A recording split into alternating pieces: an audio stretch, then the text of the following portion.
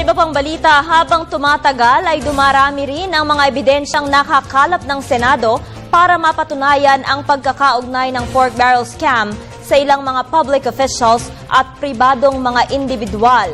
Kaya naman ang Senate Blue Ribbon Committee hinihiling na rin na i-disbar o magkaroon ng disciplinary proceedings ang mga sangkot sa naturang kaso. Para sa detalye, balitaan mo kami, Sam Ramirez.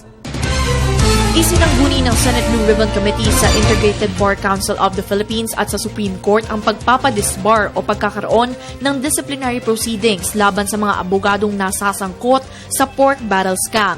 Ito'y sina Senator Juan Ponce Enrile, Jessica Gigi Reyes na dating Chief of Staff ni Enrile at si Richard Cambe, agent ni Senator Bong Revilla Jr. Layunin nitong malinis at mapangalagaan ang integridad at reputasyon ng nasabing institusyon. Nais din ng Senate Blue Ribbon Committee na imbestigahan ang may mahigit sa 20 persons of interest sa pork barrel controversy. The committee would like to recommend that further investigation be conducted on the possible liability of Janet Lim Napoles' relatives, employees, friends, identified by the whistleblowers. Kabilang dito ang asawa ni Janet Lim Napoles na si Jaime Napoles, isang retired major mula sa Philippine Marine Corps.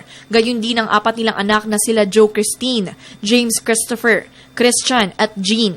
Kasama din dito ang kapatid ni Napoles na si Reynaldo Jojo Lim na kasalukuyan pa ding pinaghahanap ng mga otoridad para sa kaso niyang serious illegal detention na isinampa ng kampo ni Ben Horloy. Samantala, naniniwala si Senator Alan Peter Cayetano na malakas ang ebidensya laban sa mga nakasuhang mambabatas at iba pang individual.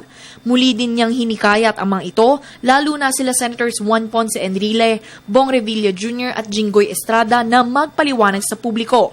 Obligasyon nila anya ito dahil pinagkakatiwalaan sila ng taong bayan at nahalal sila bilang public officials. I've seen the evidence at mabigat ang ebidensya. Talagang kailangan harapin nila. Hindi lang dapat sa korte, kung hindi pati sa media. They owe it to the people who voted for them. Para sa Telebisyon ng Bayan, Sam Ramirez.